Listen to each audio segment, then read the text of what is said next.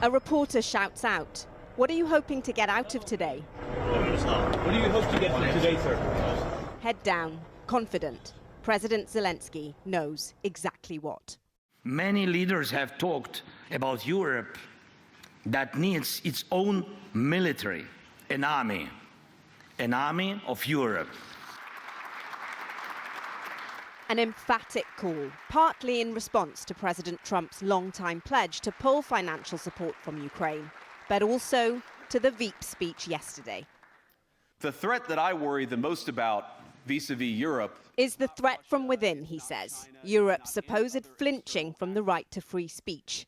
None of it about how to end the war in Ukraine. Yesterday here in Munich, the US Vice President made it clear. Decades, he said, decades of the old relationship between Europe and America are ending. From now on, things will be different, and Europe needs to adjust to that. And other leaders responded too, in their own way. Do you think there was anything in the Vice President's speech worth reflecting on? You mean all this very relevant as discussions about Ukraine and security in Europe?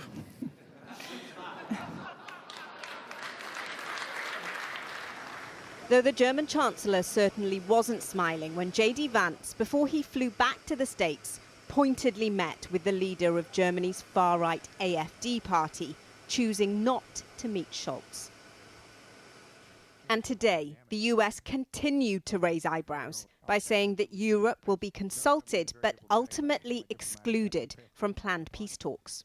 The fact is, we're looking at, you can have the Ukrainians, the Russians, and clearly the Americans at the table talking, but we've got to have specifics to get to a point. Amidst the collective jaw drop at the US contribution to the conference, the head of NATO described Trump's call for its members to increase spending as totally logical.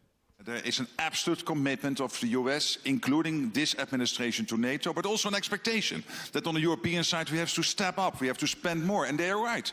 We are not spending enough. The Foreign Secretary, David Lammy, says Europe has committed almost 2/3 of all aid to Ukraine, and that 23 NATO members now meet its 2% defence spending target. Today, he encouraged President Trump and President Zelenskyy to deepen their partnership.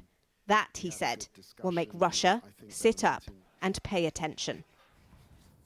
Well, joining me now is General Wesley Clark, who was Supreme Commander of NATO forces in Europe during the war in Kosovo. He unsuccessfully ran to become the Democrat candidate for president in 2004.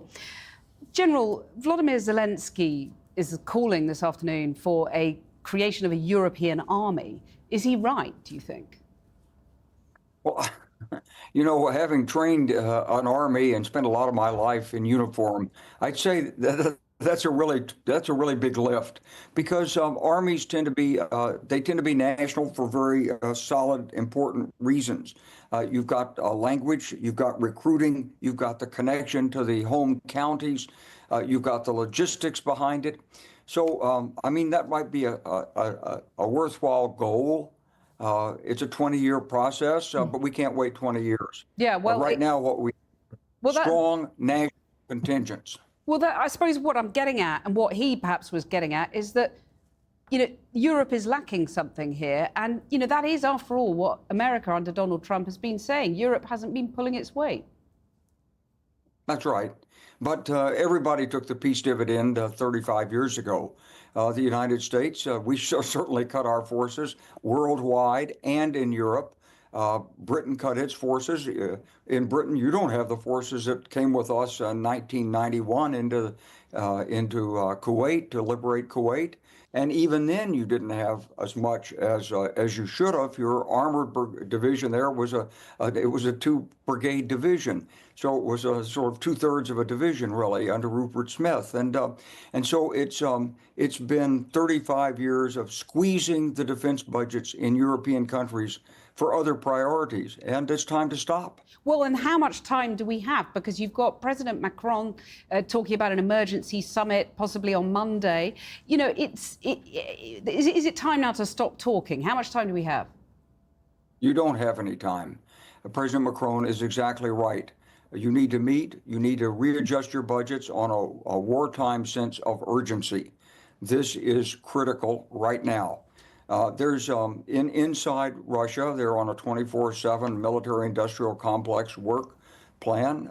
He's forming new organizations. President Zelenskyy warned about this in his remarks at Munich. Putin's prepared to go forward. Now, some are saying he's going to send a large contingent into Belarus. We don't know where that's pointed at. It could be pointed at the Baltics. It could be pointed at separating the eastern and central western portions of Ukraine. We don't know that yet, but we do know that there are preparations for continuing the war. And potentially a wider war in Europe. Yes, yes. But if you want to succeed in the negotiations, let's get some cards in our hand. And those cards are rapid commitment by European countries to strengthen their defense programs on an emergency basis. Sends a strong diplomatic message, and it's the best way to get the right outcome from any ceasefire that's emerging. It seems very clear from what you're saying that you believe that we're at an historic moment, a pretty terrifying historic moment to many listening and watching. But at that moment, you've got America and Europe going different ways. As someone who commanded Allied troops in Europe, in recent memory, what do you make of that? Well, the truth is that we do have an enormous challenge from China militarily. China's outbuilding us 3 or 4 to 1 in the Western Pacific. China's pointing toward a 2027 date to be ready to invade Taiwan. China's running rehearsals right now around Taiwan. China can put an economic blockade and a naval blockade around Taiwan, and then we'll be forced to make a decision of what do we do to block it.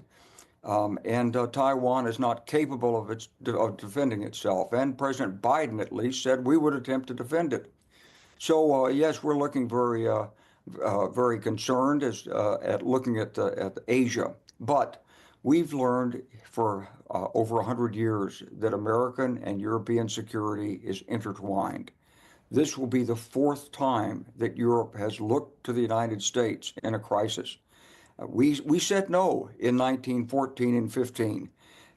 Woodrow Wilson was elected in 1916 on a pledge not to enter World War I, but of course he did. And then after the war, America withdrew and said we don't want any part of old Europe's quarrels.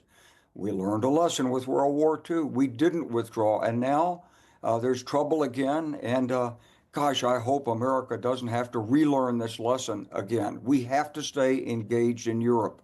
And what came out was a sort of shock. I'm sorry, there's a little bit of a delay. I just wanted, Europe has to be in the room for any negotiations, as Zelensky's saying. Do you agree with that? Oh, absolutely, absolutely. But the United States did talk mean and tough to Europe yesterday. And I'm so glad that President Macron is calling for an emergency meeting. Maybe that's what it takes.